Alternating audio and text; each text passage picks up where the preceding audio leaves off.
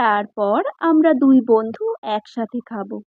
মাধবী দেবী বলেন, আজ বাড়িতে অতিথি আছে, আজ আমি আগে খাবো না। কবিতা বলে, না মা চলো, খাওয়ার পর তোমার দুটো ওষুধ আছে, খেতে হবে। এরপর মাধবী দেবী রিমাকে বলে, দেখেছো তোমার বন্ধু আমাকে কেমন মিলিটারি শাসনে রাখে। ঠিক আছে, খাওয়ার পর তোমাদের খাবার পরিবেশন আমি করব। রিমা কবিতার পরিস্থিতি জেনে মনে মনে খুব আনন্দিত হলো। ভাবলো, কোথায় তার আরাম বিলাসিতার জীবন, আর কোথায় কলেজের মেধাবী ছাত্রী কবিতার জীবন। কবিতা এতদিন পর একতলা বাড়ি করতে পেরেছে, অথচ রিমার ভারতের 4-5টা শহরে ফ্ল্যাট আছে। তাকে কুটোটাও নাড়তে হয় না, প্রচুর ব্যাংক ব্যালেন্স। সে প্রমাণ করতে পেরেছে, গুণ নয়, রূপেরই দাম।